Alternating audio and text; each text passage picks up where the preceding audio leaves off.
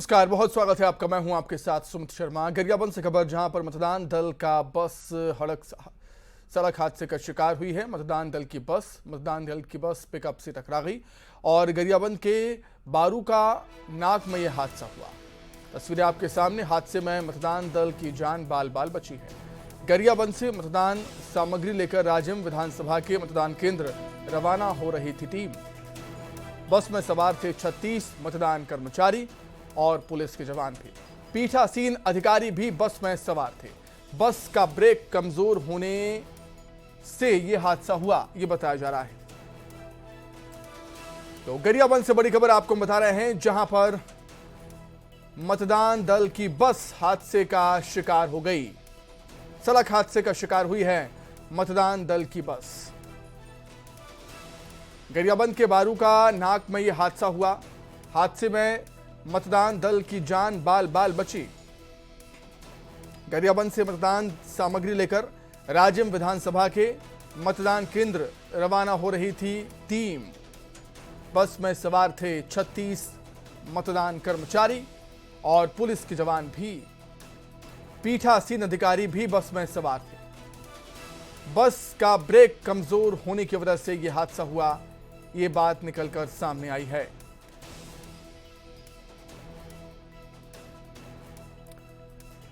गरियाबंद से बड़ी खबर आपको हम बता रहे हैं, जहां पर मतदान दल की बस हादसे का शिकार हो गई। कल वोटिंग होनी है छत्तीसगढ़ में दूसरे फेज की, और गरियाबंद में ये हादसा हो गया, सड़क हादसा। मतदान दल की बस हादसे का शिकार हो गई। मतदान दल की बस पिकअप से टकराई है। गरियाबंद के बारू का नाक में यह हादसा हुआ। हादसे में मतदान दल की जान बाल बाल बच गई। गरियाबंद से मतदान सामग्री लेकर राजिम विधानसभा के मतदान केंद्र दल रवाना हो रहा था। बस में 36 मतदान कर्मचारी और पुलिस के जवान सवार थे। पीठासीन अधिकारी भी बस में ही सवार थे। बस का ब्रेक कमजोर होने की वजह से यह हादसा हुआ है, ये बात निकलकर सामने आई है।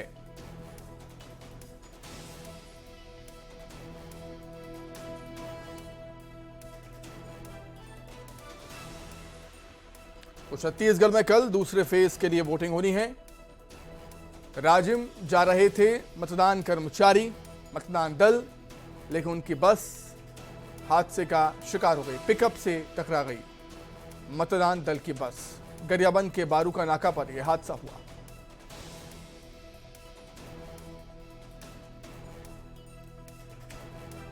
हादसे में मतदान दल की जान बाल बाल बची है। जो टीम थी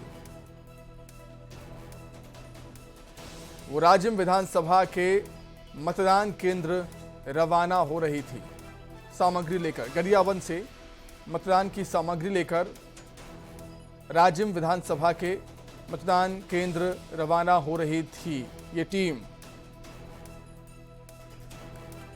बस में 36 मतदान कर्मचारी, पुलिस के जवान सवार थे।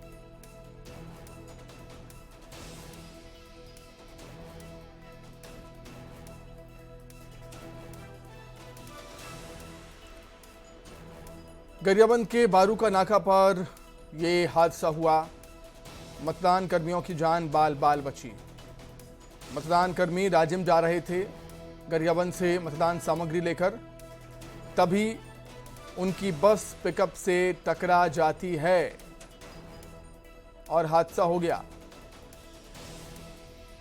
गरियाबंद के बारू का नाका पर यह हादसा हुआ है। मतदान कर्मचारियों की जान बाल बाल बची। बस में 36 मतदान कर्मचारी और पुलिस के जवान सवार थे। कल छत्तीसगढ़ में दूसरे फेज के लिए वोटिंग होनी है और गरियाबंद के बारू का नाका पर यह हादसा हो गया, जहां पर मतदान कर्मचारियों की एक टीम बस में सवार होकर जा रही थी और उनकी बस हादसे का शिकार हो गई।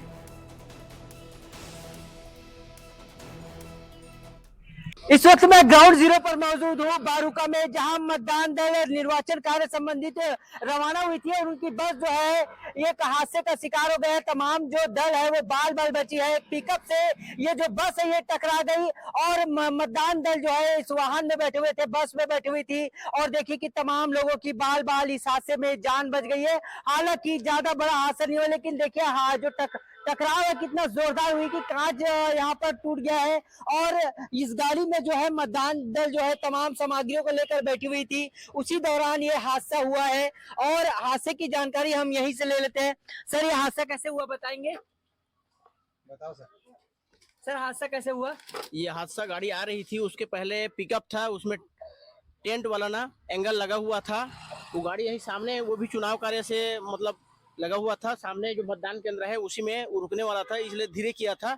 इस गाड़ी में बताते हैं ड्राइवर के ब्रेक नहीं लगा, इस कारण से हाँ इस गाड़ी में बस में जो हम लोग हैं उसमें ब्रेक नहीं था इसमें। हाँ ब्रेक नहीं लगा है बोल रहे हैं, मतलब इस कारण से कमजोर था, इस कारण से उसमें जाके टकरा गई जी कोई सर कोई घायल हुए? नहीं कोई घायल नहीं हुए, कांच भर टूटा है बस। कांच भर टूटा है। ये बड़ा हादसा हो सकता था। हाँ हो सकता था बड़ा हादसा। बच गया। देखिए कहीं ना कहीं सवाल खड़े होता है कि इसमें ब्रेक कमजोर थी, यानी इस गाड़ी की मेंटेनेंस को लेकर कई सवाल उठ रहे हैं, क्योंकि इसमें मतदान दल जो है वो सुरक्षित जा रहे थे, लेकिन एक बड़ा हादसा यहाँ पर हो गया। कुछ भी हो सकता था, क्योंकि जिस वाहन से टकराई है वो पिकअप था और हादसे की वजह से देखिए टकराव की वजह से शीशा टूट गया है और ब्रेक इसमें कमजोर लगा, यानी कहीं ना कहीं एक बड़ी चूक है। लेकिन तमाम जो मतदान दल है यहाँ पर मौजूद है और ये इन्हें चोट लग सकती थी, ये घायल हो सकते थे, लेकिन कहीं ना कहीं इस हादसे में मतदान दल बच गए हैं, उन्हें कोई ज्यादा नुकसान नहीं हुआ। लेकिन सबसे बड़ा सवाल अब इस वाहन पर खड़े होता है कि ये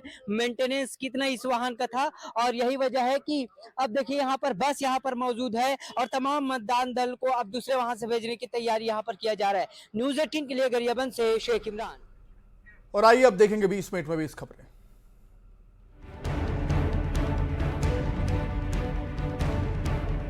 मध्य प्रदेश में चुनाव के पहले बड़ी मात्रा में कैश बरामद के मामले सामने आ रहे हैं। ताजा मामला नरसिंहपुर का, जहां चेकिंग के दौरान 50 लाख रुपए का कैश बरामद किया गया।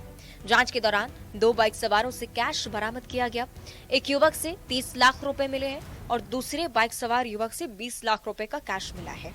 नरसिंहपुर के अंतर्गत NH 44 राष्ट्रीय राजमार्ग ग्राम रोसरा के समीप थाना स्टेशनगंज की टीम ने 2 बाइकों को रोककर उनकी जांच की।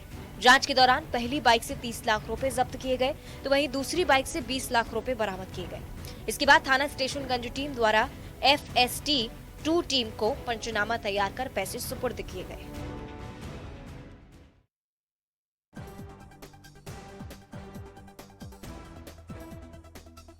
मध्य प्रदेश विधानसभा चुनाव के लिए मतदान के एक दिन पहले हिंसक घटनाओं की खबरें सामने आ रही हैं। मैहर के अमरपाटन विधानसभा क्षेत्र के रामनगर में देर रात बवाल हो गया। नगर परिषद के कर्मचारियों द्वारा वार्ड क्रमांक 5 में शराब बांटी जा रही थी। जब कांग्रेस नेता अजय शर्मा ने इसका विरोध किया तो नाराज होकर कर्मचारी सहित 2 आरोपियों ने उन पर पेट्रोल छिड़क दिया और बाइक को आग के हवाले कर दिया। घटना के संबंध में रामनगर थाने में शिकायत दर्ज करवाई गई है। पुलिस मामले की जांच में जुट गई है। बताया जा रहा है कि नगर परिषद के कर्मचारी भारतीय जनता पार्टी के पक्ष में माहौल बनाने के लिए शराब बांट रहे थे।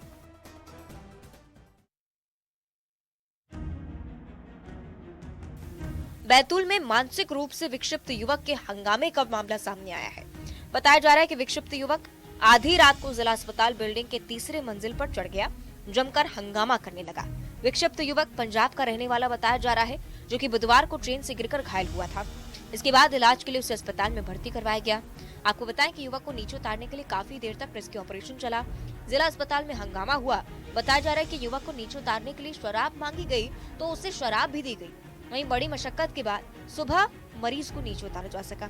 इस दौरान अस्पताल में हंगामे भरा माहौल था।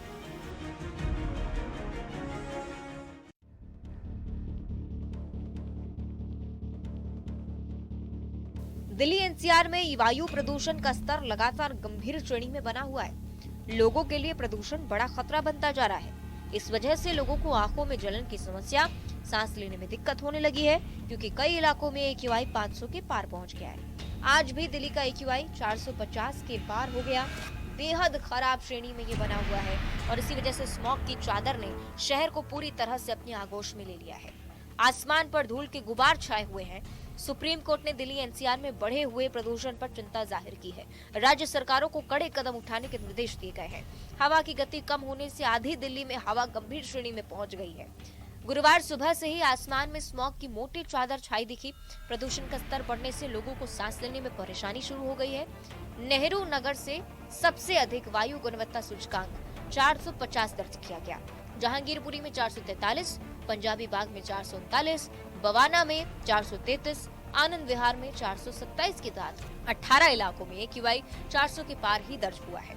17 इलाकों में हवा बेहद खराब श्रेणी में दर्ज की गई। मथुरा रोड में सबसे कम AQI 311 दर्ज किया गया। हालांकि ये बेहद खराब श्रेणी है।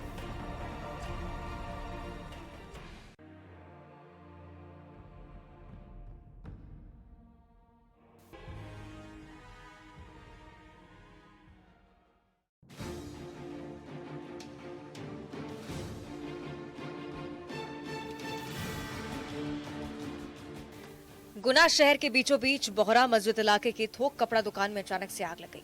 आगजनी इतनी भीषण थी कि आसपास रहने वाले लोगों को अपने घरों से बाहर निकलना पड़ा। कपड़ा दुकान में लगी आग ने आसपास के कई घरों को अपनी चपेट में ले लिया।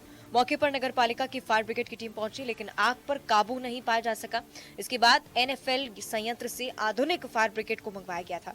बताया जा रहा है कि लकी गारमेंट की दुकान में शॉर्ट सर्किट के चलते आग लगी। हादसा होते ही पूरे मोहल्ले में अफरा तफरी मच गई। स्थानीय लोगों ने तत्काल पुलिस और फायर ब्रिगेड की टीम को सूचना दी। जानकारी लगते ही दमकल की टीम मौके पर पहुंची, आग बुझाने में जुटी रही।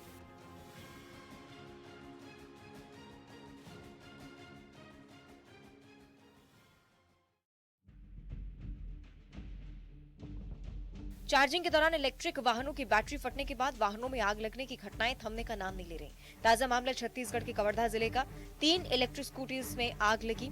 मिली जानकारी के मुताबिक चार्जिंग के दौरान इलेक्ट्रिक स्कूटी में भयंकर ब्लास्ट होने से इलाके में हड़कंप मचा। बताया जा रहा है कि इस भयंकर घटना से 2 मंजिला मकान में भी भीषण आग लगी। बता दें कि भीषण हादसा कोतवाली थाने के मचगांव रोड का बताया जा रहा है। इस भयानक ब्लास्ट पर फायर ब्रिगेड की टीम को मौके पर बुलाया गया। फिलहाल किसी के हताहत होने की खबर नहीं है। हादसा होते ही पूरे मोहल्ले में अफरा तफरी मच गई। स्थानीय लोगों ने तत्काल पुलिस और फायर ब्रिगेड को सूचित किया। जानकारी लगते ही फायर ब्रिगेड की टीम मौके पर पहुंची, आग बुझाने में जुट गई।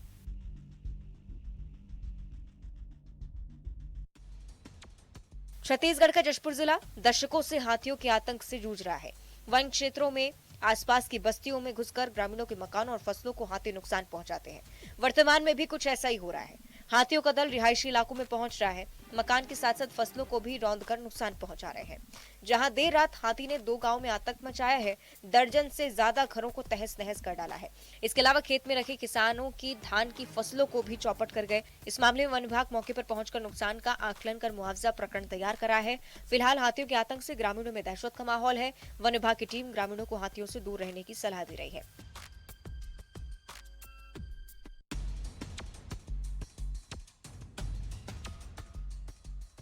बिलासपुर में राष्ट्रीय राजमार्ग पर 2 ट्रकों की टक्कर में एक ड्राइवर घायल हो गया और एक ट्रक बिजली के खंभे से जा टकराया। इससे यातायात प्रभावित हो गया। घायल ड्राइवर और कंडक्टर को सिम्स अस्पताल में भर्ती करवाया गया। उनका इलाज किया जा रहा है। प्रशासन सड़क से टावर को हटाने की कोशिश में जुटा हुआ है। रतनपुर रोड में सेंद्री के पास हाईवे में 2 ट्रक आपस में टकरा गए। दुर्घटना के बाद एक ट्रक सड़क से उतरकर बिजली के टावर से टकरा गया। इसके बाद बिजली का टावर हाईवे पर गिर गया। घटना की सूचना पर पहुंची पुलिस ने घायल ड्राइवर को सिम्स में भर्ती करवाया है। हादसे के बाद रतनपुर मार्ग पूरी तरह से बाधित है। यातायात पुलिस रतनपुर, कोरबा, पेंड्रा की ओर जाने वाले वाहनों को अलग अलग मार्ग से डाइवर्ट कर रही है। बिलासपुर रतनपुर हाईवे में सेंद्री के पास आपस में ये ट्रक टकराए और हादसे के बाद एक ट्रक अनियंत्रित होकर सड़क से उतर गया। तेज रफ्तार ट्रक सड़क किनारे खड़े बिजली के टावर से टकरा गया। इसके बाद बिजली का टावर टूटकर सड़क पर जा गिरा।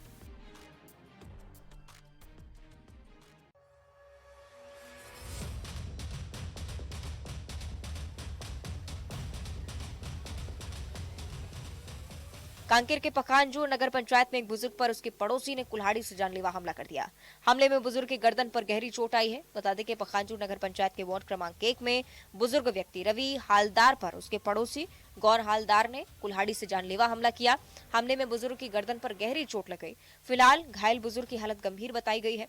घटना की सूचना पर पहुंची पुलिस फरार आरोपी की तलाश कर रही है।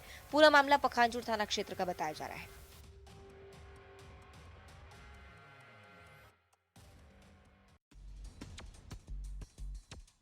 जबलपुर में सोशल मीडिया में एक वीडियो तेजी से वायरल हो रहा है, जिसमें एक युवक एक घर के बाहर खड़े लोगों पर तलवार से हमला करता दिख रहा है।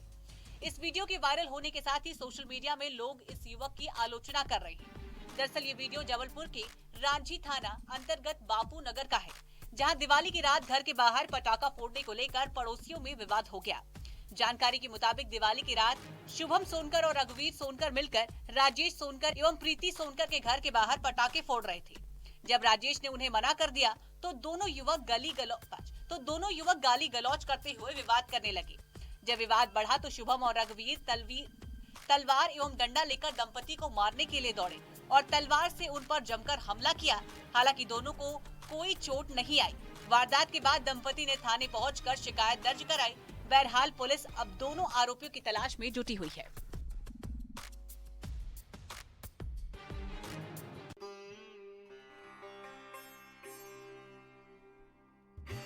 जबलपुर के माता रानी और उनके मंदिरों से जुड़ी कई अलौकिक कथाएं पहले भी सुनी होंगी, जिसमें किस प्रकार चमत्कारों के रूप में माता रानी अपने भक्तों की रक्षा करती हैं। जबलपुर में भी एक ऐसा ही मंदिर है जिसकी कहानी और इससे जुड़े किस्से आप सुनकर हैरान हो जाएंगे। हम बात कर रहे हैं जबलपुर संस्कारधानी स्थित शोभापुर काली माता मंदिर की, जो कि शोभापुर की पहाड़ियों में स्थित है। यहाँ जाने का रास्ता काफी सरल है। यहाँ पहुँचने के लिए आपको जबलपुर संस्कारधानी में स्थित व्हीकल फैक्ट्री के पास सड़क से होते हुए आना होगा। पहाड़ों में स्थित इस मंदिर में माता रानी के दर्शन के लिए लगभग 400 से 500 सीढ़ियों को चढ़कर ऊपर जाना होगा। यहाँ से एक बेहतरीन नजारा भी देखने को मिलता है, जहाँ से पूरी संस्कारधानी का नजारा आप देख सकते हैं और इसका आनंद